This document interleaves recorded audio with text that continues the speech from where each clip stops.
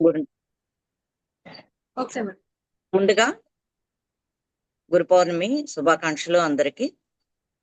పత్రిజీ జానమహా పత్రిజీ మహిళా చైతన్య గ్రూప్ కి మన గురువు గారైన బ్రహ్మర్షి పితామహ పత్రి గారికి, ముందు గురువులైన నాకు జన్మనిచ్చిన గురువులైన నా తల్లిదండ్రులకి, నా ఆధ్యాత్మిక తల్లిదండ్రులైన జక్కా రాఘవరావు గారు, పద్మ మేడంకి, వీళ్ళందరికీ నా కృతజ్ఞతలు తెలియజేస్తున్నాను. ఈరోజు గురు పౌర్ణమి సందర్భంగా పొద్దున మాట్లాడుతూ నాకే అనుకోకుండా చెప్పాలని అనిపించింది. గురువుల గురించి నేను అంతకు ముందు కూడా 1-2 క్లాసుల్లో చెప్పాను. ఇక్కడ మీ క్లాసులో చెప్పలేదు, కానీ చెప్పానా మీ క్లాసులో కూడా? చెప్పలేదు. గురువుల గురించి నేను అంతకుముందు 1-2 క్లాసుల్లో కూడా వెళ్ళిన చోట చెప్తూ ఉంటాను అనమాట. గురువుల్లో మనం గురువు అంటే ఎల్కేజీ నుంచి పీజీ వరకు అందరినీ గురువులే అంటాం, మాస్టర్లే అంటాం కదా. ఎవరి స్థాయిని బట్టి వాళ్ళు ఉంటారనమాట. కానీ గురువుల యొక్క ముఖ్య ఉద్దేశం ఏంటంటే తనకు తెలిసిన జ్ఞానాన్ని అందరికీ పంచడం, తన దగ్గరికి వచ్చిన తన చుట్టుపక్కల ఉన్న వాళ్ళందరికీ పంచడం. అది ఆ గురువు యొక్క ముఖ్య ఉద్దేశం. అది వాళ్ళు తెలుసుకున్న జ్ఞానము, వాళ్ళు తెలుసుకున్న నాలెడ్జ్ని బట్టి, వాళ్ళ ఆత్మస్థాయిని బట్టి అక్కడ ఉంటుందన్నమాట. అదే కాకుండా గురువులు పంచే జ్ఞానం కూడా కింద నేర్చుకునే శిష్యుడు యొక్క ఆత్మ చైతన్య స్థాయిని బట్టి కూడా ఉంటుంది. ఒక్కోసారి ఎంత చెప్పినా కూడా వాళ్ళకి అర్థం కాదు అన్నప్పుడు వాళ్ళు కొంతవరకే చెప్తారు. అది ఇద్దరి మీద ఆధారపడి ఉంటుంది అనమాట. గురువు యొక్క శిష్యుడి యొక్క తపనను బట్టే ఉంటుంది. ఓషో అంటాడు, శిష్యుడు సిద్ధంగా ఉంటే గురువు తనే వెతుక్కుని వస్తాడు అని చెప్పాను. మనం ఎన్నాళ్ళు వెతికినా కూడా గురువు కనిపించరు. ఎందుకంటే మనకు కనిపించలేదు అంటే కనుక మనకి సరైన ఆ స్థితి రాలేదు, అంత తపన లేదు అని మనం అనుకోవాలంతే. అక్కడ తేడా. ఓషోది ఒక బుక్ ఉంటుంది అనమాట, చిట్ట చివరి బంధమే గురువు అని చెప్పనని ఒక బుక్ ఉంటుంది. అది ఎప్పుడో మేము ఛానల్లోకి వచ్చిన కొత్తల్లో చదివామన్నమాట. చిన్న పుస్తకమే ఉంటుంది అనమాట. చిట్ట చివరి బంధమే గురువు అంటే ఏంటి, గురువు కూడా ఒక బంధమేనా అని చెప్పనని నాకు అప్పట్లో డౌట్ వచ్చేదన్నమాట. అది కూడా ఒక బంధమేనా, అది కూడా మనకు అడ్డంకి అవుతుందా మనకు పైకి వెళ్ళడానికి, చెయ్యటానికి అని చెప్పానని. అంటే దాంట్లో అదే చెప్తాడు ఆయన, అది కూడా ఒక బంధమే అవుతుంది అని చెప్తాడు. దాన్ని దాంట్లో ఏం చెప్తాడంటే ఓషో, శిష్యుడు సిద్ధంగా ఉండే వరకు గురువు ఎంతో తపన పడతా ఉంటాడంట. అతనికి ఎదురుగుండాని వస్తున్నా శిష్యుడు గుర్తించలేడంట. ఒక అతను తను ప్రాపంచికంలో విసుగు చెందిపోయి 30 years అప్పుడు నేను ఒక గురువుని ఎత్తుక్కోవాలి, చెయ్యాలి, వీటన్నిటికీ పరిష్కారాలు తెలుసుకోవాలి. అతనికి ఎన్నో ప్రశ్నలు ఉంటాయి, ఎన్నో సమాధానాలు ఎతుకుతూ ఉంటాడు. నాకు వాటన్నిటికి సమాధానం చెప్పే గురువు కావాలి అని చెప్పానని ఆ ఊరు నుంచి బయటకు వెళ్తా ఉంటాడు అనమాట. 30 ఏళ్ళప్పుడు ఆ ఊరి చివర ఒక చెట్టు అడుగు ఉంటుంది అనమాట. అక్కడ ఒక చెట్టు కింద, ఒక చింత చెట్టు కింద ఒక వృద్ధుడు కూర్చుని ఉంటే వెళ్తా ఉంటే పలకరిస్తాడు అనమాట. పలకరించి, ఏంటయ్యా ఎక్కడికి వెళ్తున్నావు ఏంటి అని చెప్పంటే, నాకు ఒక గురువు కావాలి, అందుకని నేను వెళ్తున్నాను అని చెప్పంటే, ఓహో గురువుకి ఎత్తుక్కుంటున్నావా, సరే సరే వెళ్ళు అని చెప్పానంటాడు. వెళ్ళని అతను ఇంకా చివరి దాకా ఎలా ఎతుకుతాడు, ఎక్కడికో ఎతుకుతాడు. వెళ్ళి కొన్నాళ్ళు వాళ్ళ దగ్గర శుశ్రూష చేస్తాడు. మళ్ళా అతనికి అది చెప్పింది నచ్చకపోతే మళ్ళీ ఇంకోళ్ళని ఎత్తుక్కొని ఇంకా అప్పటికి అతనికి 60-70 ఏళ్ళు వచ్చేసేస్తాయి అనమాట. వస్తే ఇంకా ఎన్నాళ్ళు వెతికాను, నా మనసుకి నా తృప్తి చెందే ఏ గురువు కనపట్టలేదు, చెయ్యట్లేదు, నాకు వయసు కూడా అయిపోతుంది, ఎప్పుడు చనిపోతానో తెలియదు, ముందు నా తల్లిదండ్రులు నేను పుట్టిన ఊరిని చెందుదాము అని చెప్పానని, వద్దాము అని నా ఊరికి వెళ్దాము చివరి అని చెప్పానని బయలుదేరి ఇంకా అలా తను ఎక్కడో దూరం నుంచి వచ్చి తన ఊరు చివరిలో అక్కడ చెట్టు దగ్గరకు వస్తాడనమాట. వచ్చేటప్పటికి తను వెళ్ళేటప్పుడు గురువు కోసం వెతుకుతూ వెళ్ళేటప్పుడు ఉన్న ముసలతను అక్కడే ఉంటే అతన్ని చూడంగానే ఇతనికి స్ట్రైక్ అవుతుంది అనమాట. అబ్బా ఇన్నాళ్ళ నుంచి నేను వెతికే ఇతను కదా అని చెప్పానని అప్పుడు అతని కాళ్ళ మీద పడితే, ఇంత ఆలస్యం చేసావేంట్రా నాయనా అంటాడనమాట. ఇంత ఆలస్యం చేసావేంటి, నేను నీ కోసం అప్పటి నుంచి వెతుకుతున్నాను అని చెప్పని అంటాడనమాట. అప్పటి నుంచి నువ్వు ఎప్పుడు వస్తావా అని నేను ఇక్కడే చూస్తూ ఉన్నాను, చెందుతూ ఉన్నాను అంటాడు. అంటే గురువు యొక్క తపన ఎంతగా ఉంటుంది, కానీ శిష్యుడు సిద్ధంగా లేనంత వరకు ఆ గురువు యొక్క బాధ, తపన అంతే లెవెల్లో ఉంటుందన్నమాట. ఆ తర్వాత అతని దగ్గర శిష్యరేఖం చేస్తాడనమాట. అట్లా ఆ ఆ గురువు యొక్క తపన ఉంటుందన్నమాట. అంటే శిష్యుడికి కూడా అంత లెవెల్లో తపన ఉంటే గాని తను నేర్చుకోవాలి అన్నంత తపన ఉంటే గాని గురువు యొక్క ప్రాముఖ్యత తెలియదు. ఇంకొకటి ఏంటంటే చిట్ట చివరి బంధమే గురువు అని చెప్పానన్నప్పుడు అది ఎందుకు చెప్తాడు అంటే గనక మనము ఈ ఆత్మ జ్ఞానం యొక్క శోధనలో ఉన్నప్పుడు, చేస్తూ ఉన్నప్పుడు మనం తెలుసో తెలియకో కొన్ని సాధనా పద్ధతుల్ని వాడుతూ ఉంటాం. కొన్ని సాధనా పద్ధతులు. ఆ సాధనా పద్ధతులే మనకు అడ్డమవుతూ ఉంటాయన్నమాట. దానికి ఒక చిన్న ఉదాహరణ ఏం చెప్తారంటే, రామకృష్ణ పరమహంస ఆయన కాళీమాత ఉపాసకుడు. కాళీమాత ఉపాసకుడు.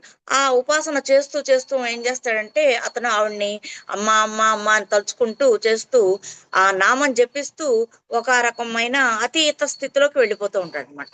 అతను మెలకువ స్థితిలో, నిద్ర స్థితిలో, జాగృత స్థితిలో, స్వప్న స్థితిలో ఏ స్థితిలో అయినా కూడా అమ్మ, అమ్మ, అమ్మ, అమ్మ అంటూనే ఉంటాడనమాట. అంటూ ఉంటే ఆ నాకు ఒకానొక స్థితిలో ఏం చేస్తాడంటే, ఆ పసుపు కుంకాలు, ఆ నీళ్లు అవన్నీ కూడా అమ్మవారికి పోయకుండా తన మీదే తనే పోసేసుకుంటూ ఉంటాడు. అక్కడ అమ్మకి తనకి అడ్డం ఏమి భేదం అతను గుర్తించడు. అది ఒక రకమైన మంచి స్థితే. కానీ అక్కడ ఆగిపోకూడదు. అక్కడే ఆగిపోకుండా తను ఆ స్థితిని దాటాలి. అందుకని ఏం చేస్తాడంటే తోతాపురి అని ఒక అఘోర వస్తాడనమాట. శివ శివుడి సాధన పరుడు అనమాట, అఘోర అనమాట. అతను ఏం చేస్తాడంటే వచ్చి ఇతని దగ్గరికి తనే వెతుక్కుంటా వస్తాడు. ఆ తోతాపురి వచ్చి ఇతని దగ్గరకు వచ్చి కొద్ది రోజులు అతన్ని గమనించి ఏం చేస్తున్నావు, చెందుతున్నావు అంటే నేను అమ్మని ఆరాధిస్తున్నాను, చెందుతున్నాను అంటాడు. అంటే సరే, అమ్మని ఆరాధిస్తున్నావు కదా, మరి నీకు ఎట్లా ఉన్నది ఏంటి అని చెప్పానంటే ఏం లేదు, బానే ఉంది, నాకు అమ్మ కనపడుతుంది, నేను ఆవిడలోనే లీనమైపోతున్నాను, చేస్తున్నాను అంటే అలా కాదు అని చెప్పనని నువ్వు ఆ అమ్మ దగ్గర ఆగిపోకూడదు. నువ్వు ఇంక అమ్మ తర్వాత ఈ కాళికాదేవి తర్వాత ఆవిడకి మూలమైన ఆ ఆది మూలం యొక్క శక్తి ఉన్నది, ఆ శక్తి దగ్గరికి నువ్వు వెళ్ళాలి, ఈ సృష్టి ప్రారంభానికి నువ్వు వెళ్ళాలి, నువ్వు తెలుసుకోవాల్సింది ఇంకా చాలా ఉంది, నువ్వు ఇక్కడ ఆగిపోకూడదు అని చెప్పనంటే ముందు వినడు. ఎవరు రామకృష్ణ పరమహంస వినడు. వినకుండా నాకు అదే బాగుంది, అదే చేస్తానంటే సరే అని చెప్పనంటాడు. తర్వాత మొండికేసినప్పుడు ఏం చేస్తారు, కొన్నాళ్ళు అలా వదిలేస్తారు కదా గురువులైనా కూడా. ఆ తర్వాత 2-3 రోజులు ఆగిన తర్వాత అప్పుడు అతనికే లోపల నుంచి వస్తుంది అనమాట, ఏంటి ఎప్పుడు దీంట్లోనే ఏం ఉంటామో చేస్తాం, కొత్త తెలుసుకోవాలి కదా, చెయ్యాలి కదా అని చెప్పనని అప్పుడు మళ్ళా ఈ రామకృష్ణ పరమహంస తోతాపురి దగ్గరకు వస్తాడు. వచ్చి ఏంటి మొన్న ఏదో చెప్తున్నారు కదా చెప్పండి అని అంటాడు. అంటే సరే చెప్తాను అని చెప్పనని, నువ్వు ధ్యానంలో కూర్చున్నప్పుడు నీకేం కనపడుతుంది అని చెప్పంటాడు. అంటేను ముందు చాలా శూన్యంగా ఉంటుంది, చీకటిగా ఉంటుంది, ఆ తర్వాత వెలుగు కనపడుతుంది, ఆ తర్వాత అమ్మ కనపడుతుంది అని చెప్పంటాడు. అమ్మ తర్వాత ఏం కనపడుతుంది అంటే నాకు ఇంకేం కనపడట్లేదు, అమ్మ ఒక్కటే కనపడుతుంది అంటాడు. కాళికాదేవి ఒక్కటే కనపడుతుంది అంటే ఆ అయితే ఆవిడ్ని మరి నరికేయి అంటాడు. అంటే ఈయన ఒక్కసారి ఆశ్చర్యపోతాడు, అదేంటి అమ్మని నరికేయటం ఏంటి అని చెప్పాను అంటాడు. అంటే నీకు అమ్మ ఎక్కడ కనపడుతుంది అంటాడు. అంటేను నాకు ధ్యాన స్థితిలో కనపడుతుంది అంటే ఆవిడ భౌతిక రూపంలో ఉంది, భౌతికంగా ఏం లేదు కదా అంటే భౌతికంగా లేదు కానీ అక్కడ రూపం కనపడుతుంది అంటాడు. అని అంటేను ఆ రూపాన్ని నువ్వు నరికేసే ఖడ్గం తీసుకొని అంటాడు. అంటేను ముందు ఒప్పుకోడు. ఆ తర్వాత మళ్ళా 2 రోజులు ఆగిన తర్వాత మళ్ళా అప్పుడు ఏం చెయ్యాలి అంటారంటే అప్పుడు నీకు అక్కడ రూపమే కదా, స్వప్న రూపంలో రూపం కనపడుతుంది అంతే, నిజ రూపం కాదు కదా, భౌతిక రూపం కాదు కదా, నీకు అక్కడ ఏ దోషం అంటదు అని ఒక కత్తి తీసుకుని నరికేసాయి అంటాడు. అని అంటే అప్పుడు నిజంగానే అక్కడ ఆయన ఆ రూపం కనపడ్డప్పుడు తన చేతిలోకి ఒక కత్తి వచ్చినట్టుగా ఊహించుకుని ఆ రూపాన్ని నరుకుతాడు. నరికినప్పుడు ఇంకా ఆ తర్వాత ఇంకా ముందుకు వెళ్తాడు అనమాట. అట్లాగా ఆ గురువు అనేది కూడా ఒక బంధంగా ఏర్పడుతుంది. ఎందుకు బంధంగా ఏర్పడుతుంది అంటే ఈ భౌతికంలో ఉండే ఈ గురువులు వీళ్ళు కాదు అసలైన గురువులు. మనకు భద్రసారి ఏం చెప్తారు, నీ అసలైన గురువు నీ శ్వాసే అంటారు. నీ శ్వాసే అంటారు. అంటే ఏంటి, అక్కడ నీ లోపలికి నువ్వు వెళితేనే నీ అసలైన స్వస్వరూపాన్ని నువ్వు గుర్తించగలుగుతావు. అందుకనే కృష్ణుడు ఏం చెప్తాడు, సస్వరూపానుసంధానం భక్తి రీత్యభిధీయతే అంటాడు. అంటే నువ్వు నిజమైన భక్తి అంటే ఏంటి, నీ స్వరూపంతో, నీ స్వస్వరూపం ఏంటంటే ఏంటి, నీ ఆత్మతో నువ్వు అనుసంధానం అవడం. ఆత్మ అనేది ఏంటి, అక్కడ ఆత్మకి ఏ రూపాలు లేవు. ఆ ఆత్మ అనేది ఎన్నో శకలాలుగా వీడి వీడి వీడి వచ్చింది. మూల చైతన్యం నుండి ఆత్మ ఎన్నో శకలాలుగా వీడి వీడి వచ్చింది. మనం ఆత్మతో అనుసంధానమైనప్పుడు మనం ఈ ఆత్మలన్నింటినీ ఏకం చేసుకుంటూ ఉంటాం. మన అంశాత్మల్ని, తర్వాత పూర్ణాత్మల్ని, ఆ పూర్ణాత్మ తర్వాత మనం ఆ పూర్ణాత్మకి పైన స్థాయి, ఇట్లా ఒకదానికి ఒకటి ఏకం చేసుకుంటూ మూల స్థానంలోకి వెళతాం. అందుకని మనల్ని ఏం చెప్తారంటే, నువ్వు నీ స్వస్వరూపంలోకి వెళ్ళు అని చెప్పనని. అంటే అక్కడ ఏ బంధాలు ఉండకూడదు. అందుకనే మనం ధ్యానంలోకి వచ్చిన తర్వాత కూడా మనకి ఎక్కడన్నా కొంచెం ఇరుక్కుపోతూ ఉన్నప్పుడు, నేను ఈ వ్యామోహాలన్నిట్లో నుండి బయటికి రావాలి, నేను ఈ ఏంటి ఈ డబ్బు వ్యామోహంలోంచి బయటపడాలి, బంధం వ్యామోహంలోంచి బయటపడాలి, ఆహారం వ్యామోహంలోంచి బయటపడాలి అని చెప్పనని మనం చెప్పుకోవాలన్నమాట. అవి ఒకటికి రెండు సార్లు చెప్పుకుంటూ ఉండాలి. ఎందుకంటే ఒక్కొక్కసారి మనకి తిండికి కూడా ఇరుక్కుపోతూ ఉంటాం.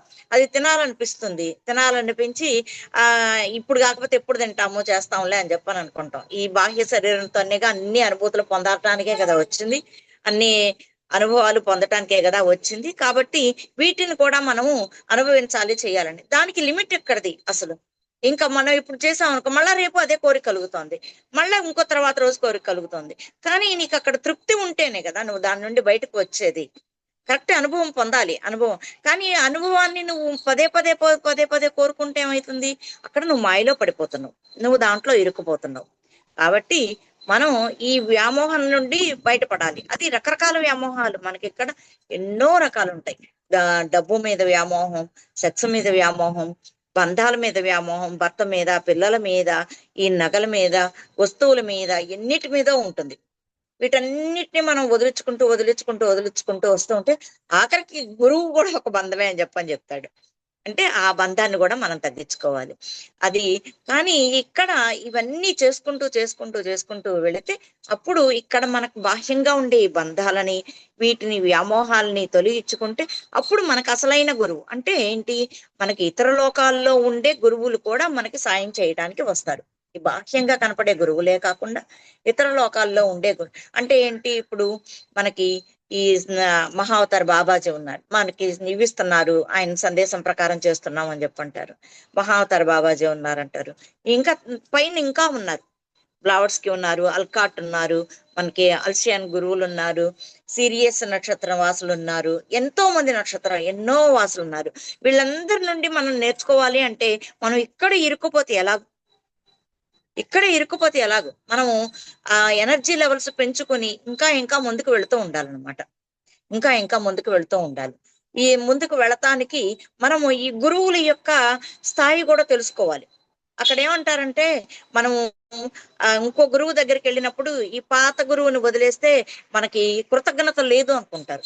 మనం వదిలేసాము, చేసాము, అన్ని కొత్త పుంతాలు పడుతున్నారు, చేస్తున్నారు, కొత్త వాళ్ళు కావాలి, చెయ్యాలి అని చెప్పనని కొంతమంది విమర్శించే వాళ్ళు కూడా ఉంటారు. అలా విమర్శించే వాళ్ళు కూడా ఉంటారు. విమర్శించినా కూడా అక్కడ ఒకసారి విమర్శిస్తే మనకి బాధ కలిగింది అనుకో, మనం కూర్చుని మనం నిజంగానే మనం దాని దగ్గర ఆగిపోయామా, ఆ గురువుని మనం కించపరుస్తున్నామా, లేకపోతే ఇంకా ముందు స్థాయికి వెళ్తానికి మనం ఇది వదిలితేనే కదా పై స్థాయికి, కింద మెట్టు వదిలితేనే కదా పై మెట్టులోకి వెళ్ళేది, చేసేది పై స్థాయిలోకి వెళ్ళేది. అలా అని ఈ కింద స్థాయి గురువునే పట్టుకుంటే ఎట్లాగూ? అలా అని వాళ్ళని అవమానించకుండా వాళ్ళు కనపడ్డప్పుడు వాళ్ళకి ఇవ్వాల్సిన మర్యాద ఇవ్వడము, వాళ్ళకి నమస్కారం చేయడము, వాళ్ళకి ఏదన్నా మన సహాయం చెయ్యగలిగితే వస్తు రూపేణ, ధన రూపేణ, ఏ రూపం అయినా సరే, సేవ రూపేణ, ఏదైనా సరే సేవ చేయగలిగితే చేసి మళ్ళా తర్వాత ముందుకెళ్ళాలి.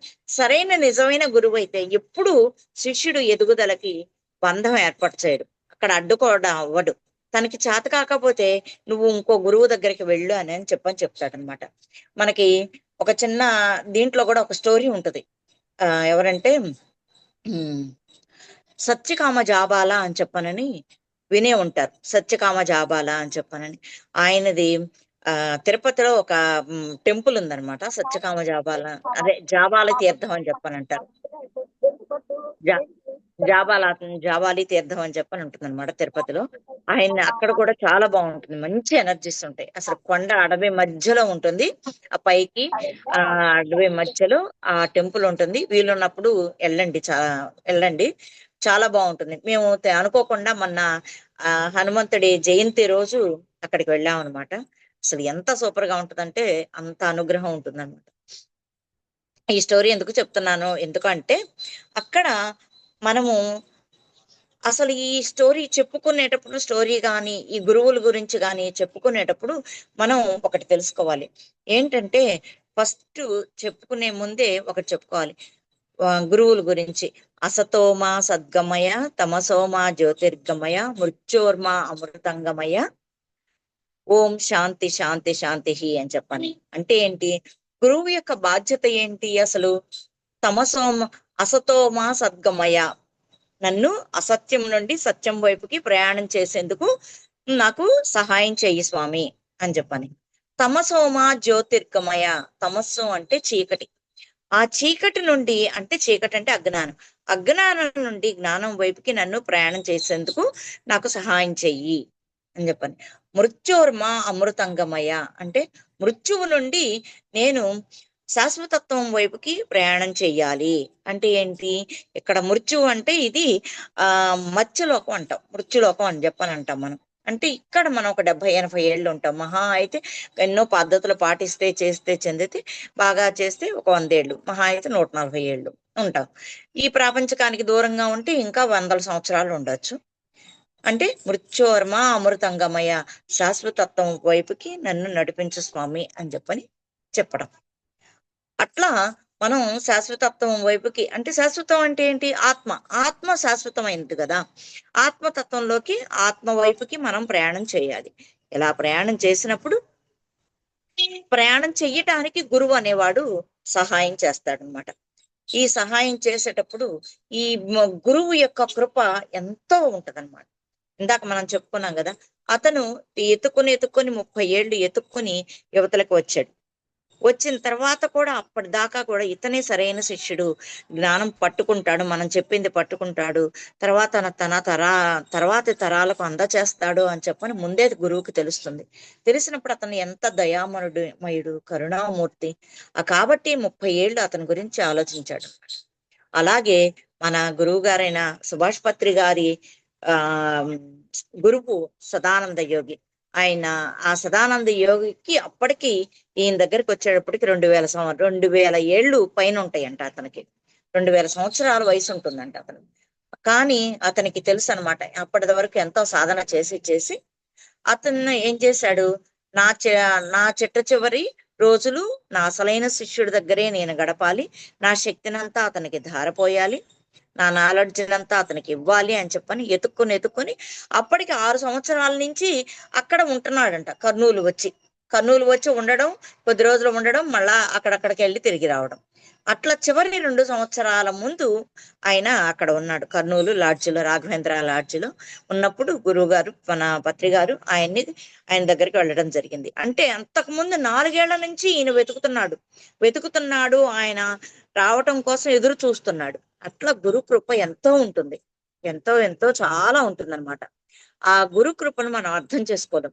అలాగే ఇక్కడ సత్యకామ జాబాలి అని చెప్పనని, ఆయన ఈ జాబాలి మహర్షి యొక్క తల్లి పేరు జాబాలి అన్నమాట. అసలు అతని పేరు సత్యకాముడు, అతని పేరు, ఆ మహర్షి పేరు సత్యకాముడు. అతని తల్లి జాబాలి, తన పేరు జాబాలి అన్నమాట. ఆవిడ ఒక కడు పేదరికంలో ఉండి బాగా ఉన్నత కుటుంబీకుల దగ్గర పరిచారికగా చేస్తూ, అక్కడ పనులు చేసుకుంటూ, వాళ్ళు పెట్టింది తింటూ తన పొట్ట గడుపుకుంటూ ఉంటుంది. కానీ తను చాలా అందమైనదనమాట, చాలా అద్భుతమైన అందమైనది. కాబట్టి వయసులో ఉన్నది, పేదరికంలో ఉన్నది ఉండేటప్పటికి తను అక్కడ ఉండే ఉన్నత కుటుంబీకుల ప్రలోభాలకి తను బలైపోతుంది అనమాట. బలైపోయి ఒక కొడుకును కంటుంది. కన్న తర్వాత ఆ పిల్లాడు పెరిగి పెద్దాడవుతాడు. అయినప్పుడు చెప్తుంది అనమాట ఆవిడ, అమ్మ నేను విద్య నేర్చుకుంటాను, చేస్తాను అని చెప్పని, నేను నేర్చుకుంటాను, నాకు చదువుకోవాలని ఉంది అంటే, అప్పుడు ఆవిడ చెప్తుంది అనమాట. ఏమని చెప్తుంది? మనకు అందుకే తల్లి ప్రథమ గురువు అని చెప్పేది. ఈ బాహ్య చదువులు చెప్పే ముందు తల్లే ప్రథమ గురువు అవుతుంది. మనం ఇప్పటికి కూడా స్కూళ్ళల్లో వేసేటప్పుడు పిల్లలకి ఎంతో కొంత నేర్పుతూ ఉంటాం. చిన్న చిన్నవి పద్యాలు, పాటలు, ఈ కథలు, ఇవన్నీ ఏబిసిడీలు ఇవన్నీ ముందు మనం నేర్పుతూ ఉంటాం. అంటే తల్లే ప్రథమ గురువు. అక్కడ ఆయన సత్యకాముడిగా తయారవ్వడానికి తల్లి ఏం చెప్తుందంటే, నువ్వు ఎక్కడికైనా ఏ గురువు దగ్గరికైనా వెళ్ళమ్మా, నీ తండ్రి ఎవరు అని చెప్పనంటే, నీ తల్లి ఎవరు ఏంటి, అప్పట్లో ఇలా అడగంది చెప్పేవాళ్ళు కాదు. ఇప్పుడైనా కూడా మనకి దాంట్లో రాయిస్తున్నారు కదా, రాస్తారు కదా, తండ్రి ఎవరు తల్లి ఎవరు అని చెప్పని రాయిస్తారు కదా. అలాగే నీ తండ్రి ఎవరు అని చెప్పానని అడిగితే నువ్వు అబద్ధం చెప్పకు, ఇలా నా తల్లి ఇక్కడ పేదరాలు, తండ్రి ఎవరో తెలియదు అని చెప్పని, నా తల్లి పేరు మాత్రం జాబాలి అని చెప్పని చెప్పు. అందుకు ఇష్టమైన వాళ్ళు నీకు చదువు చెప్తారు, అది నీకు ఆ అట్లాంటి గురువు దగ్గరికే నువ్వు వెళ్ళు, ఎక్కడ అబద్ధం చెప్పకు అని చెప్పని చెప్తారు. తల్లి అలా చెప్తే అతను, చిన్నతనంలో మనం ఏది చెప్తే అదే పాటిస్తారు కదా పిల్లలు, అలాగే అతను అలాగే చేస్తాడు. చేసినప్పుడు ఉద్దాలకుడు అని చెప్పనని ఒక మహర్షి ఉంటాడనమాట, అతని దగ్గరికి వెళ్తాడు. వెళ్ళినప్పుడు అతను ఏం చేస్తాడన్న, ఉద్దాలకుడికి ముందు ఎంతో మంది గురువుల దగ్గరికి వెళ్తాడు. వెళ్ళినప్పుడు వాళ్ళ దగ్గరికి వెళ్ళి కొంత విద్య నేర్చుకుంటాడు. ఆ తర్వాత నాకు ఇంకా నేర్చుకోవాలని అని చెప్పానంటే ఎవరో చెప్తారనమాట, ఉద్దాలకుడి దగ్గరికి వెళ్ళు అని చెప్పని. వెళ్ళు అంటే అతనికి వెళ్తాడనమాట. వెళ్ళినప్పుడు ఉద్దాలకుడు ఏం చెప్తాడంటే, నువ్వు ఏం నేర్చుకున్నావు అంటే, అప్పుడు వరకు అతను నేర్చుకున్నాయన్నీ అతనికి కొద్దిగా ఉంటదనమాట. నేను ఎంతో బాగా నేర్చుకున్నాను, ఎన్నో వల్లి వేస్తున్నాను, చేస్తున్నాను, ఎప్పుడు నాకు బాగా వచ్చు అని ఒక రకమైన చిన్న అహం ఉంటుందన్నమాట. ఉన్నప్పుడు ఈయన ఉద్దాలకుడు అంటాడు, అసలు నువ్వంటే ఎవరు, ఇవన్నీ కాదు, నీ అసలైన జ్ఞానం చెప్పు, నీ లోపల నుంచి వచ్చే జ్ఞానం చెప్పు. ఇవన్నీ వాళ్ళు చెప్పని వీళ్ళు చెప్పని చెప్తున్నావు, నీ సొంత జ్ఞానం ఏంటి, నీ సొంతది ఏంటి అంటే నా అతను ఆలోచిస్తాడు. ఆలోచించి, నేను ఇవన్నీ నిజంగానే అక్కడ ఇక్కడ విన్నవేనండి, నాకంటూ నా లోపల నుంచి వచ్చింది నా సొంత జ్ఞానం అంటూ ఏంటో నాకు తెలియదు అని అంటాడు. అంటే అదేంటో తెలుసుకునిరా అని చెప్పంటాడు. అలా ఎలా తెలుసుకోవాలి స్వామి అని చెప్పానంటే ఏం చెప్తాడంటే ఆయన, ఒక ఆవుని దూడని ఇచ్చి నువ్వు తీసుకెళ్లి అడవిలోకి వెళ్ళు, వెళ్ళి ఈ ఆవు దూడ మొత్తం కలిపి 1000 ఆవులు అవ్వాలి, అయిన తర్వాత అప్పుడు రా, అప్పుడు నీ జ్ఞానాన్ని నేను పరీక్షిస్తాను, అప్పుడు నీకు చదువు చెప్తాను అంటాడు. అని అంటే సరే అని చెప్పానని వెళ్తాడు. వెళ్ళిపోయి ఇంకా అడవిలోకి వెళితే ఏముంటాయి, చెట్లు చేమలు మృగాలు ఇవే కదా ఉండేది, వాటితోటే గడుపుతూ ఉంటాడు. గడుపుతూ ఉండి కొన్నాళ్ళకి తను ఒక మనిషి అన్న సంగతి మర్చిపోతాడు. వాటిల్లో ఒక మనిషిగా అయిపోతాడు అనమాట. అట్లాగానే తినటం, తాగడం, నడవడం, 4 కాళ్ళతో నడవడం, చెయ్యటం, ఆ చెట్లు చేమలతో పుట్టలతో మాట్లాడడం, పక్షులతో మాట్లాడటం, వాటి నుండి తీసుకోవడం, వాటి నుండి నాలెడ్జ్ తీసుకోవడం, ఎనర్జీ తీసుకోవడం, ఇవన్నీ వచ్చేస్తాయి తనకి. వచ్చేసిన తర్వాత ఇక అసలు తను ఎక్కడి నుంచి వచ్చాడో ఏంటో కూడా మర్చిపోతాడు. మర్చిపోయినప్పుడు ఈ ఆవులు వాటికి భాషలో అవి చెప్తాయి అనమాట. వాటి భాష ఆయనకి అర్థం అవుతూ ఉంటది కదా. అప్పటికి ఈ పశుపక్షాదుల భాష అంతా ఆయనకు వచ్చేస్తుంది. వచ్చేసినప్పుడు ఏమంటాడంటే ఆ ఆవులు అంటాయి, మేము 1000 అయిపోయాము, ఇప్పుడు మేము వచ్చిన టైం అయిపోయింది, మేము అక్కడికి వెళ్ళాలి, మా పూర్వీకులు ఉన్నారు అక్కడికి వెళ్ళాలి, అక్కడికి వెళదాము, మమ్మల్ని తీసుకెళ్ళు అని చెప్పానంటే అప్పుడు ఆయన వాటి భాష అర్థమయ్యి వాటన్నిటిని తోలుకొని వాటితో పాటు వస్తూ ఉంటాడు. ఆయన కూడా ఆ 4 కాళ్ళతో వంగి నడుస్తూ ఉంటాడు అనమాట. నడుస్తూ ఉంటే 1000 ఆవులు ఒక్కసారి రావడం అంటే మాటలు కాదు కదా, ఒక పెద్ద దుమ్ము లేస్తా ఉంటది. ఏంటో ఎంత దుమ్ము లేస్తా ఉంది అని చెప్పని చుట్టుపక్కల వాళ్ళందరూ చూస్తా ఉంటే పెద్ద ఆవులు మంది వస్తా ఉంటది అనమాట. ఆవులు వస్తే అప్పుడు ఈ ఉద్దాలకుంట వైపు ఆశ్రమం వైపుకి వస్తా ఉంటే వీళ్ళు చెప్తారనమాట, ఎవరో ఆవుల మంద తీసుకుని వస్తున్నారు అనేటప్పటికి అప్పుడు అతనికి స్ట్రైక్ అవుతుంది. అయ్యి అప్పుడు ఓహో ఉద్దాలకుడు వస్తున్నాడు కాబోలు అని సత్యకాముడు వస్తున్నాడు అని అర్థమయ్యి చూస్తాడనమాట. కిటికీలోంచి చూసి 1000 ఆవులు కాదు 1000 కావులు వస్తున్నాయి చూడండి అని చెప్పానని చూపిస్తే అంటే ఆ 1000 ఆవులతో పాటు ఈయన కూడా కావులాగా తయారవుతాడు అనమాట. అంటే ప్రకృతితో మమైకం అయిపోతాడు.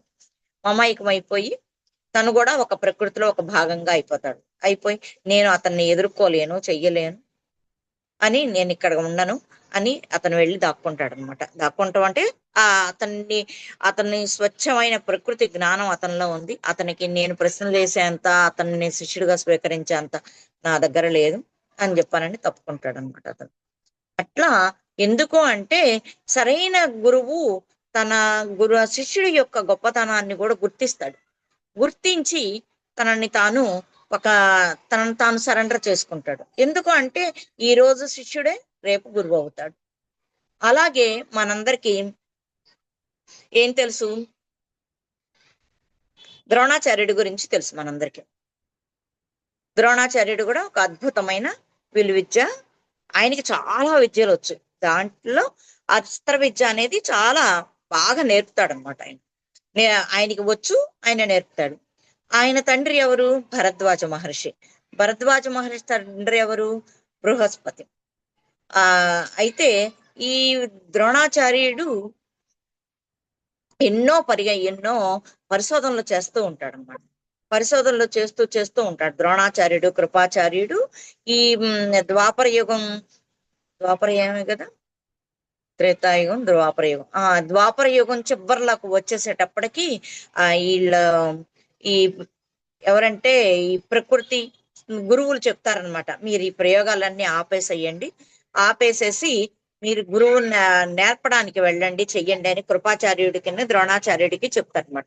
అప్పుడు కృపాచార్యుడు వచ్చి ఈ కౌరవుల కొలువులో చేరతాడనమాట. ఆ తర్వాత ఈ ద్రోణాచార్యుడు ఈ కృపాచార్యుడి శిష్యుని చెల్లెల్ని పెళ్లి చేసుకొని ఒక బిడ్డను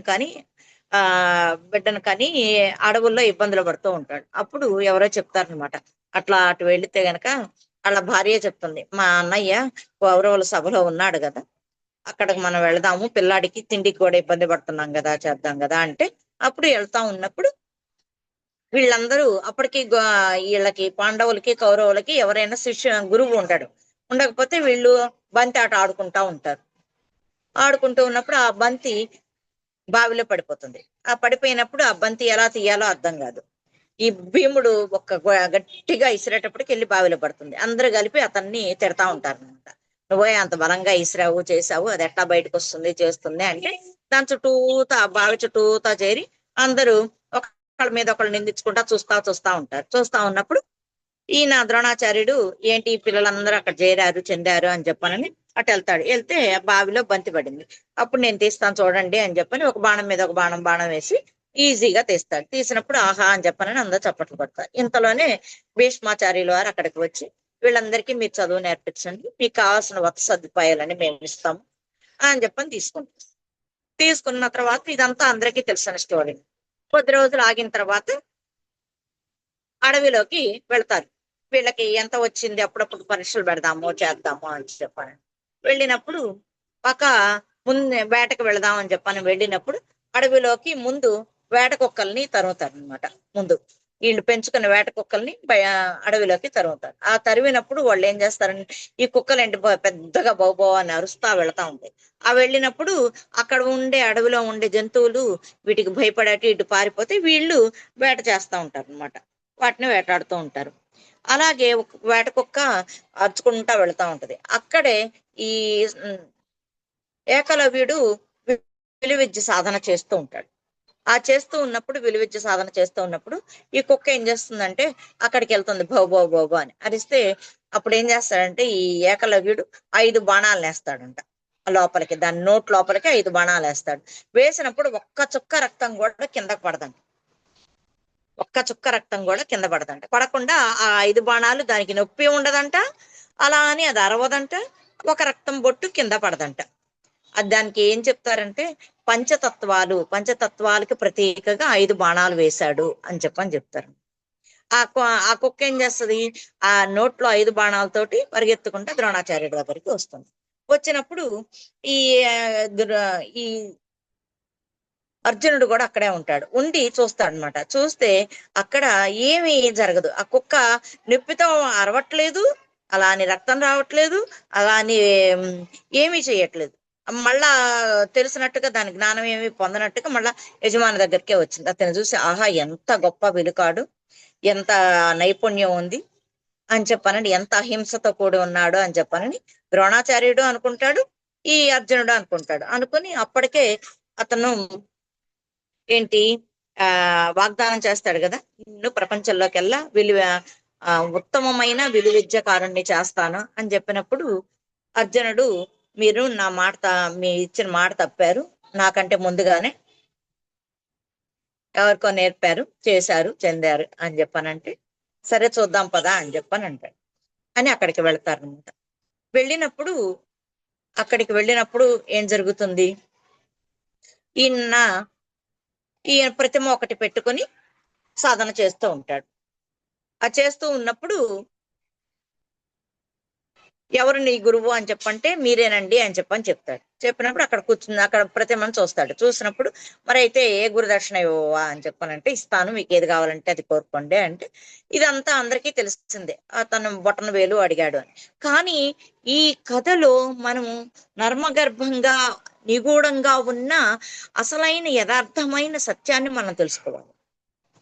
ఈ బాహ్యంగా మనందరికీ కనపడే ఈ కథ అక్కడ ద్రోణాచార్యుడు ఆ ఏకలవ్యుడికి అన్యాయం చేశాడు అని చెప్పని మనందరం అనుకుంటాం.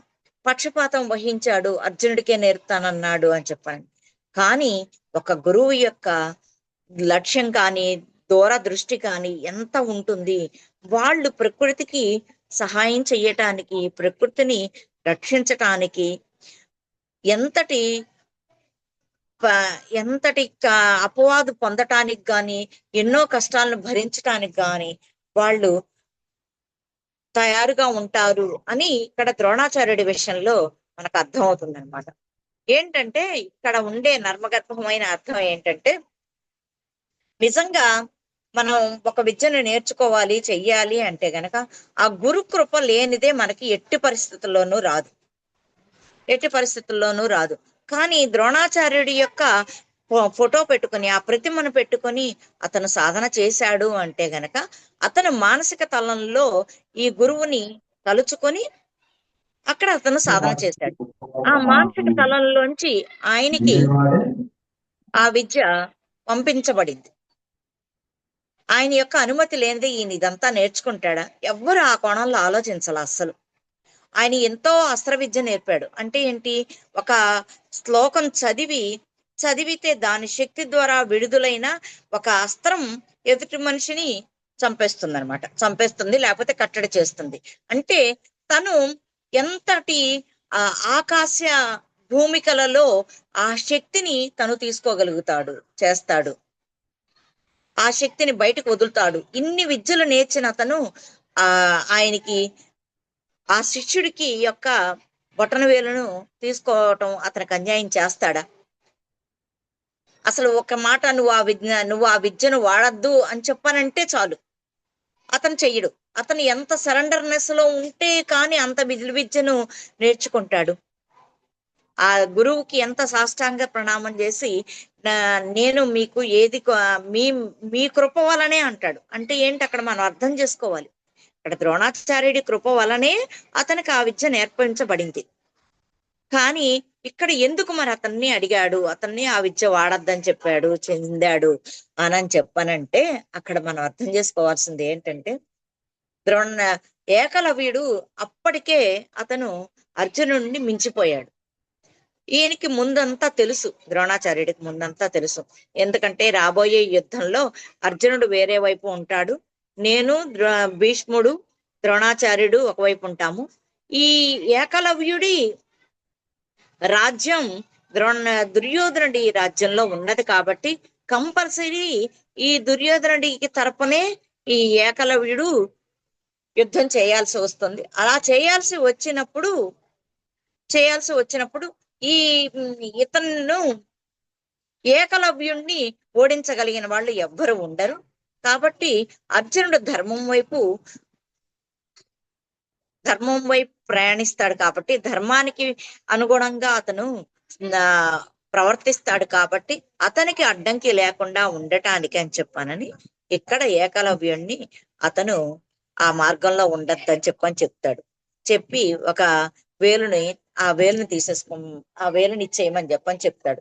కానీ ఈ ఏకలవ్యుడి సహాధ్యాయులు తల్లి తండ్రి వాళ్ళందరూ అంటారు, తీసుకొని కోసేసి వెళ్ళిపోతాడు అనమాట. వెళ్ళిపోయి గూడానికి వెళ్ళిపోతే అప్పుడు ఏకలవ్యుడి తల్లి తండ్రి వీళ్ళందరూ ఆయన ఎంతటి దుర్మార్గుడు చేశాడు, నేను పనికి రాకుండా చేశాడు, ఆ వేలు లేకుండా చేశాడు, అదే మెయిన్ కదా అని చెప్పానంటే అప్పుడు ఆయన అంటాడనమాట ఏకలవ్యుడు, అట్లా అనకూడదు, తప్పు. అతని కృప లేనిదే, అతని అనుమతి లేనిదే నాకు ఇంత విద్య రాదు. అతను నాకు గురుదక్షిణ ఇచ్చే భాగ్యం ఇచ్చాడు, కానీ ఇక్కడ నేను యుద్ధం చేయకపోవచ్చు, కానీ నాకు తెలిసిన విద్య అంతా మీకు నేర్పుతాను కదా, చేస్తాను కదా. 1 వేలు పోతే ఏమైంది, 9 వేళ్ళు ఉన్నాయి కదా నాకు అని చెప్పాడు. చెప్పి వాళ్ళందరికీ వాళ్ళందరికీ విద్య నేర్పుతాడు. అక్కడ ఉండే ఆ గూడాల్లో, ఆ అడవుల్లో ఉండే వాళ్ళందరికీ విద్య నేర్పుతాడు.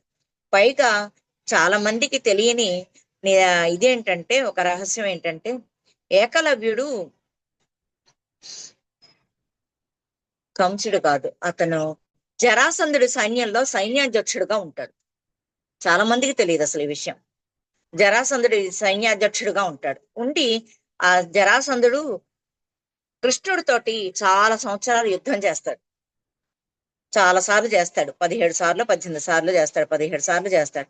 ఆ చేసినప్పుడల్లా ఈ ఈ ఏకలవ్యుడు కూడా అతనితో శ్రీకృష్ణుడితో యుద్ధం చేస్తాడనమాట. ఆ చేసి ఆ యుద్ధంలోనే శ్రీకృష్ణుడి చేతిలోనే అతను చనిపోతాడు. దానికి వేరే పర్పస్ ఉంది, కారణం. అది ఎందుకు చనిపోతాడు అంటే మళ్ళా చెప్తాను అనమాట. అంటే ఏంటి, అక్కడ మనం ఏం అర్థం చేసుకోవాలి, ఒక గురు కృప అర్థం చేసుకోవాలి. ఇక్కడ గురు పౌర్ణమి కాబట్టి ఒక గురువు యొక్క ఆ కృపని, గురువు యొక్క లక్ష్యాన్ని, గురువు యొక్క ఉద్దేశాన్ని, అతని యొక్క దయాగుణాన్ని మనం అర్థం చేసుకోవాలి. ఏ గురువుని మనం తప్పు పట్టకూడదు, అస్సలు తప్పు పట్టకూడదు. అతని యొక్క లక్ష్యం వేరే ఉంటుంది. ఎక్కడో ఒకళ్ళిద్దరూ అన్యాయం చేసేవాళ్ళు, చెందేవాళ్ళు ఉంటారనుకోండి. ఆ అందరినీ సమస్థితిలో చూడకుండా, చేయకుండా దానికి తగ్గ ఫలితం మా మా ఒక ఉద్దేశపూర్వకంగా ఒక శిష్యుడికి అన్యాయం చెయ్యాలనంటే దానికి తగ్గ ప్రతిఫలం వాళ్ళు అనుభవిస్తారు. అది వేరే విషయం, అది పక్కన పెడతాము. ఇక్కడ మనం ఏకలవ్యుడి గురించి మనం చెప్పుకుంటున్నాం కాబట్టి, అక్కడ ద్రోణాచార్యుడు గురువు, ఇక్కడ ఏకలవ్యుడు శిష్యుడు కాబట్టి, తర్వాత ఆ గూడాలంలో ఉండే వాళ్ళందరికీ తను విద్య నేర్పుతాడు. నేర్పిన తర్వాత అక్కడ అక్కడ కృష్ణుడితో యుద్ధంలో జరిగినప్పుడు చనిపోతాడు. చనిపోయిన తర్వాత ద్రుపదుడికి కొడుకుగా పుడతాడు. ఏకలవ్యుడి రీఇన్కార్నేషనే దృష్టద్యుమ్నుడు అనమాట. ఇది ఎంతమందికి తెలుసో తెలియదు కానీ, నాకు తెలిసి చాలా ఈ మధ్య సంవత్సరాల్లోనే నాకు తెలిసింది ఈ స్టోరీ ఎంతాను. అంటే ప్రతి వాళ్ళకి ఇన్కార్నేషన్లు ఉంటాయి కదా, అలాగా దృష్టద్యుమ్నుడు కూడా ఆ దాంట్లో నుంచి బయటకు వస్తాడనమాట. ఏది, అగ్నిలోంచి బయటకు వస్తాడు. ద్రౌపదితో పాటు దృష్టద్యుమ్నుడు కూడా వస్తాడు. వచ్చి ద్రోణాచార్యుడి చావుకి కారణం అవుతాడు. ద్రోణాచార్యుడు తన అస్త్రాలని తనంతటి తానుగానే వదిలేస్తాడు. వదిలేస్తే అప్పుడు అతను వచ్చి ఇది చేస్తాడు. అంటే అతను కోరుకున్నాడు, నేను అతనికి అన్యాయం చేశాను కాబట్టి అతని చేతిలోనే నేను చనిపోవాలి అని చెప్పని ద్రోణాచార్యుడు కోరుకున్నాడు. కాబట్టి అక్కడ అతని చేతిలో అతనికి, ఎందుకంటే ఈ భౌతిక శరీరం ఎప్పుడో ఒకసారి వదిలేయాల్సిందే, పంచభూతాల్లో కలిసిపోవాల్సిందే, చేయాల్సిందే. దానికి ఒక అర్థం పరమార్థం ఉండాలని ఆ గురువులు ఎంచుకున్నారు. అలా ఎన్నో అద్భుతమైన మన పౌరాణిక వాటిల్లో ఎన్నో నిగూఢ రహస్యాలు నిబిడీకృతమై ఉన్నాయి అన్నమాట. అవన్నీ ఒక్కసారిగా రిలీజ్ చేస్తే అందరు తట్టుకోలేరు, చేయలేరు అని చెప్పనని ఇప్పుడు మెల్లమెల్లగా ఒక్కొక్కటి రిలీజ్ చేసుకుంటా వస్తున్నారు. మీకు మనకు అర్థం అయ్యే ఉండాలి. అదివరకు మనకి ఈ మెర్కబా పిరమిడ్ అంటే అసలు దాన్ని పట్టుకోవాలన్నా, దాని గురించి ఆలోచించాలన్నా, చెయ్యాలన్నా ఎన్నో ఇబ్బందులు పడేవాళ్ళు. ఆ ఎనర్జీని తట్టుకోలేకపోయేవాళ్ళు. కానీ ఇప్పుడు ఎంత ఈజీగా అందరం పట్టుకుంటున్నామో, చేస్తున్నాము, ఇళ్లలో పెట్టుకుంటున్నామో, చేస్తున్నాము. అదే కాకుండా ఎందుకు అంటే అక్కడ ఎనర్జీ లెవెల్స్ పెరిగినాయి, నాలెడ్జ్ పెరిగింది, భూమి మీదకి ఇబ్బడమబ్బడగా పడుతోంది. నాలెడ్జి వస్తోంది, దానికి తగ్గ శక్తి పెరిగింది. ఆ శక్తి పెరిగేటప్పటికే నాలెడ్జ్ తీసుకునే స్థాయి పెరిగింది అనమాట. అదే కాకుండా ఇంకొకటి కూడా మనందరికీ అర్థమయ్యేది ఏంటి, శ్రీచక్రం. ఆ శ్రీచక్రాన్ని అదివరకు ఎవరిని చూడనిచ్చేవాళ్ళు కాదు, అస్సలు చూడనిచ్చేవాళ్ళు కాదు. దాన్ని చాలా గోప్యంగా ఉంచేవాళ్ళు. ఇప్పుడు అన్ని దేవాలయాల్లో ఎదురుగుండా పెట్టి కుంకుమ పూజ చేయిస్తున్నారు. కొన్ని చోట్ల అయితే మన చేత కూడా చేయిస్తున్నారు. మీరు కూడా చేసుకోండి అని చెప్తున్నారు. మనల్ని కూడా తాకనిస్తున్నారు. అదివరకు దాని పవర్ ని మనం తట్టుకోలేకపోయేవాడు. ఇప్పుడు మన ఎనర్జీ పెరిగింది కాబట్టి దాని దగ్గరికి మనం వెళ్ళగలుగుతాం. ఎందుకు జరుగుతోంది అంటే మనకి భూమి కృతయుగంలోకి అడుగు పెట్టబడుతోంది, సత్యయుగంలోకి ప్రవేశిస్తోంది. దానికి తగ్గట్టుగా మన శరీర నిర్మాణాలు, మన నాలెడ్జ్ అన్ని మార్పు చెందుతున్నాయి. ఈ బాహ్యంగా మనం ఇట్లాగే ఉంటాం, ఈ కళ్ళు ముక్కు చెవులు కాళ్ళు చేతులు అన్ని ఇలాగే ఉంటాయి. కానీ దానిలో పెరిగే నాలెడ్జి శక్తి అవన్నీ కంటికి కనపడవు కదా. అవి పెరిగిన నాడు మనం వీటన్నిటిని అందుకోగలుగుతాం. అందుకనే చెప్తున్నారుగా ఈవెంట్ వస్తుంది అని చెప్పని. రేపు ఆగస్టులో ఎన్నో మార్పులు, భూమిలో ఎన్నో మార్పులు జరుగుతాయి, చెందుతాయి. దానికి తగ్గట్టుగా మీరు మీ శక్తిని పెంచుకోండి. ఆ ఆహారాన్ని తగ్గించుకొని శక్తిని పెంచుకోవడానికి ట్రై చేయండి. చేసినప్పుడు దాంట్లో మీరు నిలబడగలుగుతారు, చెందగలుగుతారు. ఎన్నో ఆకాశ హార్మ్యాలు అంటే ఎన్నో ఇవి విడుదల, ఎన్నో దాన్ని ఏమంటారంటే ఆ నాలెడ్జ్ని పంపించే ఇవి ఉంటాయి అనమాట, ద్వారాలు ఉంటాయి అనమాట. వాటిని ఏదో పేరు అంటారు. ఆ ద్వారాలన్నీ తెరుచుకుంటున్నాయి అనమాట. వాటిని అవి తెరుచుకున్నప్పుడు పైనుంచి వచ్చే శక్తిని మనం తట్టుకోవాలి అంటే మనం ఇప్పటి నుంచి ప్రిపేర్ గా ఉంటే గాని ఆ గురువుల యొక్క అనుగ్రహం మనం పొందలేము. అది పొందాలి అంటే కనుక మనం మనసా వాచా కర్మణ ఏకీకృతం అవ్వటం నేర్చుకోవాలి. అలా నేర్చుకున్నప్పుడు మనం చాలా మార్పులు చెందుతాం. ఎన్నో మార్పులు చెందుతాయి. మన శరీరంలో ఎన్నో మార్పులు చెందుతాయి. మరి చూడండి, ఎన్నో చోట్ల ఎన్నో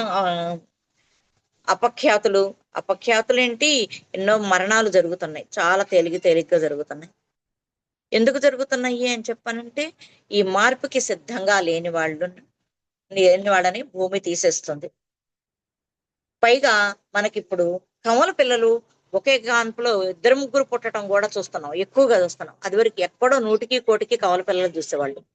ఇప్పుడు ఎక్కువ ఎక్కడ పడ్డా కూడా 2 పిల్లలు వచ్చేస్తున్నారు. ఎందుకు అంటే గనక తర్వాత అప్పుడు రెడీగా ఉండే గర్భాలు రెడీగా ఉంటే గనక వాళ్ళే వచ్చేస్తున్నారు. లేకపోతే తర్వాత ఒకళ్ళు చాలు అని చెప్పానని వీళ్ళు మనకి అవకాశం ఉంటుందో లేదో, మళ్ళీ వీళ్ళ మైండ్ సెట్ ఎట్లా మారిపోతుందో. ఇప్పుడు నా వెజిటేరియన్ గా ఉండి మంచి ఆలోచనలతో ఉన్న వాళ్ళు ఉంటే చాలు. అసలు ముందు తెలియట్లా ఒకటే పడింది అని చెప్పని అనుకుంటున్నారు. తర్వాత టెస్ట్ చేస్తే గాని తెలియటం లేదు. ఎందుకు అంటే గనక అక్కడ ఆత్మలు త్వరగా రావడానికి ఎంతో సిద్ధపడుతున్నాయి, ఎంతో పోటీ పడుతున్నాయి కాబట్టి ఎక్కడికక్కడ సరోగసి కూడా ఇప్పుడు అందుకనే అన్నమాట. ఎందుకంటే లేటుగా పెళ్లిళ్ళు చేసుకుంటున్నారు. ఈ సహజ సిద్ధమైన గర్భాశయం రెడీగా ఉండట్లేదు, కానీ బిడ్డ కావాలని కోరుకుంటున్నారు. ఎలా అయితే ఏమి రావడమే కదా కావాల్సింది. బిడ్డ పెరగటము చెందటము 30 35 ఏళ్ళు వచ్చేటప్పటికి వీళ్ళకు కూడా ఒక వ్యక్తిత్వము, కొన్ని మంచి లక్షణాలు ఏర్పడము, బిడ్డల్ని బాగా చూసుకోవటం, మంచి ఉన్నత స్థితిని పొందేటట్లుగా చెయ్యటము, ఉన్నత స్థాయిలో పెంచటము, మంచి ఎడ్యుకేషన్ ఇవ్వడం, ఇవే కదా ఏ ఆత్మకైనా కావాల్సింది, చేయాల్సింది. మంచి పరిస్థితులు ఏర్పరచడం, ఇవన్నీ కావాలి. అది ఏ పద్ధతి అయితే ఏమైంది, ఒక ఆత్మ కిందకి రావడానికి చెయ్యటానికి. సో అందుకని సరోగసి కూడా ఇప్పుడు బాగా దాని మీద ఎన్నో సినిమాలు వచ్చినాయి. అది వరకు అట్లా చేయించుకున్నారు, బయటికి వెళ్ళి వేరే చోటకి వెళ్ళి ఇంజక్షన్ల ద్వారా పిల్లల్ని కన్నారు, చేశారంటే ఒక వింతగాను వాళ్ళని ఏదో నేరం ఘోరం చేసినట్టుగా, వాళ్ళని తప్పుగా అలా చూసేవాళ్ళు. ఇప్పుడు అసలు అలా లేనే లేదు. పైగా వాళ్ళని 9 నెలలు ఇంట్లో పెట్టుకొని చక్కగా కంటున్నారు అనమాట. వాళ్ళకి కావాల్సిన ఏర్పాట్లు చేసి ఆ బిడ్డ కన్నాక వాళ్ళని పంపించేస్తున్నారు. ఈ బిడ్డను తీసుకొని వీళ్ళు పెంచుకుంటున్నారు. ఎందుకంటే ఇదంతా మార్పు అన్నమాట. మార్పు చెందుతా ఉంది, కాలం మార్పు చెందుతోంది. ఈ మార్పుని మనం కూడా అంగీకరించాలి. దేన్ని వింతగా చూడకూడదు, దేన్ని ఎవరిని పాయింట్అవుట్ చెయ్యకుండా మనం దాన్ని అంగీకరించాలి.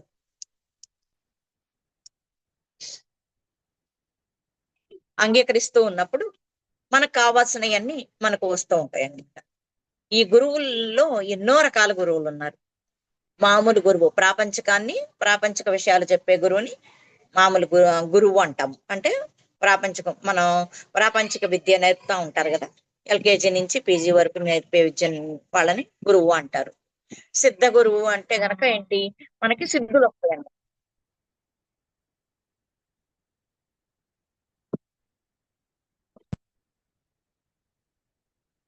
సిద్ధ గురువు అంటారు. ఆ సిద్ధ గురువుని మనం సిద్ధ గురువు అంటే సిద్ధులు వస్తాయని. సిద్ధులు అంటే మనకు తెలుసు కదా, సూక్ష్మ శరీరయానం చేయడం, థర్డ్ ఐ రావడము, ఇవన్నీ ఉంటాయి కదా. ఇంకా బోల్డ్ బోల్డ్ చేతుల్లోంచి మనకు కావాల్సిన సృష్టించుకోవడం, చెయ్యడము, మనం ఏదనుకుంటే అది మనకి వెంటనేనే మన ముందుకు రావడము, పనులు అయిపోవడం, ఇవన్నీ సిద్ధులే. ఇప్పుడు మనం ఎక్కడికన్నా వెళ్ళాలనుకోండి, దానికి తగ్గట్టుగా మనకు పరిస్థితులు సమకూరడము, అవన్నీ జరుగుతూ ఉన్నాయి అనుకోండి. మనం వేరే చోటకి వేరే ప్లేస్ లోకి వెళ్ళాలనుకోండి, కరెక్ట్ గా ఏ ఆటో వాడు వచ్చి అటు వెళ్తున్నా వస్తా అమ్మా ఎక్కించుకుంటానా అని చెప్పని అంటాడు. లేకపోతే వేరే వాళ్ళన్నా కూడా వచ్చి అటు వస్తారా ఎక్కించుకుంటారా అని చెప్పని అడుగుతారు. లేకపోతే మనకే అవసరం ఉంటే అటు వెళ్తా ఉన్నాడని కొంచెం దింపుతారా అని మనమే అడుగుతాం. ఏదో రకంగా ఏర్పాట్లు జరుగుతూ ఉంటాయి మనకి. ఏదో రకంగా ఏర్పాట్లు జరుగుతూ ఉంటాయి. అంటే ఏంటి, అది కూడా మనకి సిద్ధి. ఇది రెండోది సిద్ధగురు. మూడోది సద్గురువు అనమాట. అంటే సద్గురువు అంటే కొంచెం తనకు తెలిసిన విద్యల్ని అందరికీ నేర్పడం, చెయ్యడం బాబాగా చెప్పుకోవచ్చు. సమర్థ సద్గురువు అంటే ఏంటంటే ఆ వాళ్ళ యొక్క కొన్ని ఆ వీటిని కూడా తీసేయడము, వాళ్ళ కర్మల్ని కొన్ని తొలగించడము, ఆ తొలగించడానికి వీళ్ళు సహాయం చేయడం, అవసరమైతే వీళ్ళు తీసుకోవడము, ఇవన్నీ చేస్తూ ఉంటారు అనమాట. వాళ్ళని సమర్థ సద్గురువు అంటారు. దీనికి మన పత్రిసారిని కూడా చెప్పుకోవచ్చు, పత్రిసారిని చెప్పచ్చు, బాబాని కూడా. బాబా షిర్డీ బాబా తర్వాత రోజుల్లో సమర్థ సద్గురువు అవుతాడు. ముందు మామూలు గురువే అవుతాడు. ముందు ఆయన వైద్యం చేసేవాడు. ఆకుమూలాలు, కందమూలాలు ఇవన్నీ నూరి వాళ్ళందరికీ చేసిన వైద్యం చేసేవాడు అనమాట. ఒక కుష్టి వ్యాధి అతను వస్తే గనక అతన్ని దీంట్లో పెట్టి ఒక గుంటలో పెట్టి అతన్ని కప్పెట్టేసేసి మొహం వరకు పైన ఉంటది అనమాట. అలా ఉంచి అతనికి వైద్యం చేయిస్తాడు. రకరకాల ఔషధాలు చేసి అతనికి తాగిస్తూ ఉంటాడు అనమాట. ఆ తర్వాత ఏం చేస్తాడంటే ఇక అట్లా అందరూ ఈ వైద్యం కోసం వస్తున్నారు, చేస్తున్నారు అని చెప్పానని అప్పుడు ఊది వైద్యం అని చెప్పానని ఒక ధునిని ఏర్పాటు చేసి ఆ ధుని దగ్గర కూర్చుని ఆయన అక్కడే తపస్సు చేసుకుంటా చెందుతా ఉంటాడు.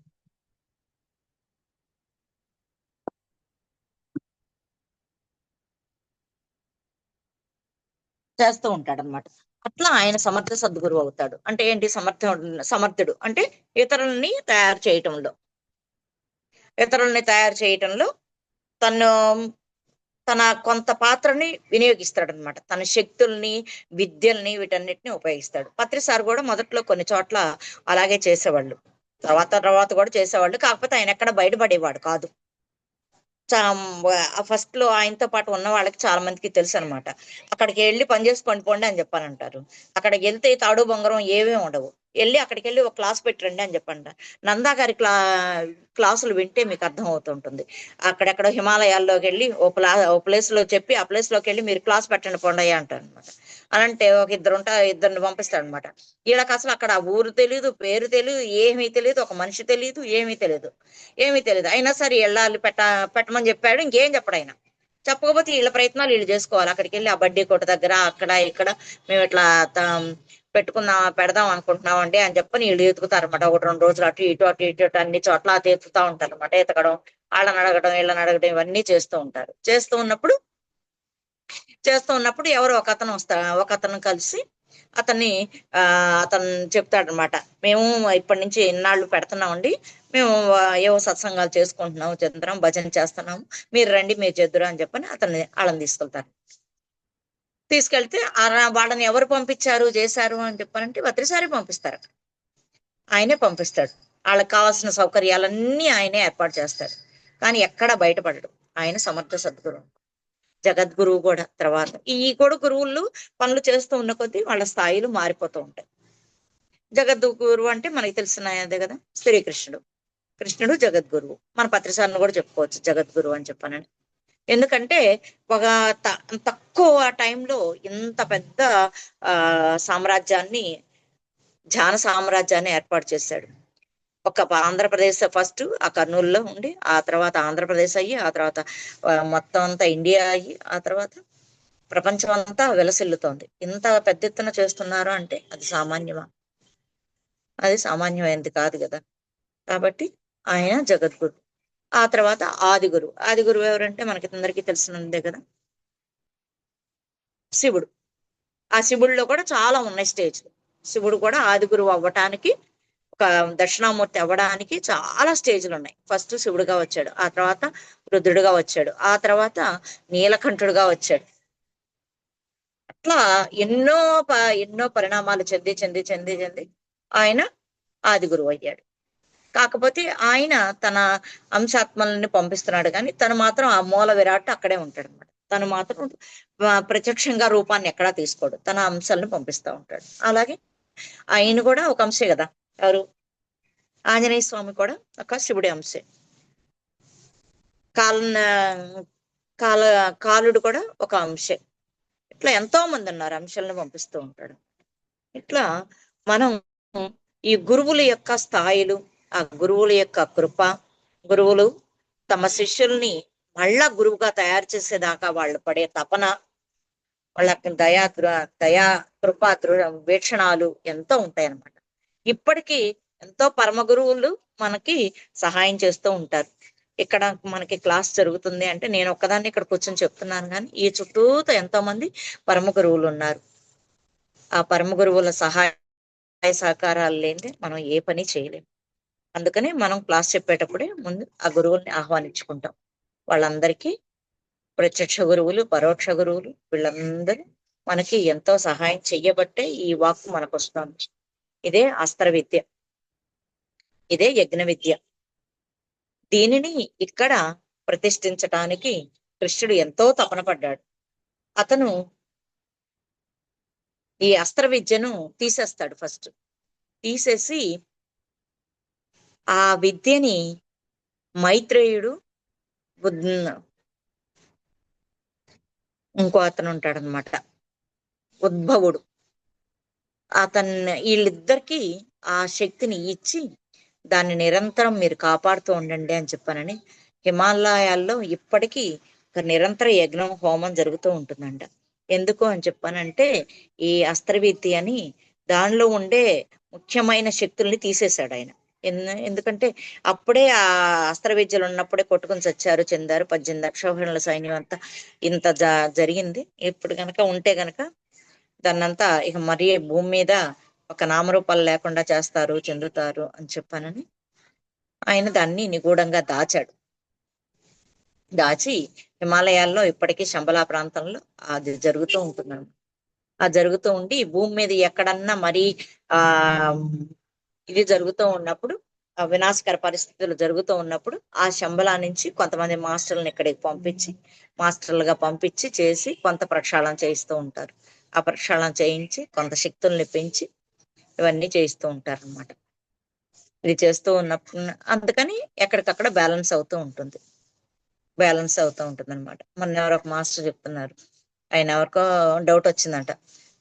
భూమి అంటే మరి అందరికి సమానంగా ఉండాలి కదా, ఇక్కడే ఎందుకు అంత ఆధ్యాత్మిక శక్తి వెలసిల్లింది, బయట చోట్ల ఎందుకు లేదు, చెందలేదు అని చెప్పానంటే ఇక్కడ ఈ భూమి, నీరు ఇవన్నీ ఉన్నాయన్న. నీరు ఉన్నాయి. ఇక్కడ పుట్టిన వాళ్ళు ఆ చుట్టూతా ఉండే అన్ని దేశాలకు వెళ్ళి అక్కడ వాళ్ళు పంపిస్తూ ఉంటారు, చేస్తూ ఉంటారు, అక్కడ ప్రచారం చేస్తూ ఉంటారు, జ్ఞానాన్ని పెంపొందిస్తూ ఉంటారు అని చెప్పాను. ఇది గురువుల యొక్క విశిష్టత. ఆ గురువు ఎంతో విశిష్టత కలిగిన వాడు ఉంటేనే శిష్యుడు కూడా ఒక విశిష్టమైన శిష్యుడిగా తయారయ్యి ఆ తర్వాత తాను కూడా ఒక గురువుగా వెలసిల్లుతాడు. ఓకేనా మేడం?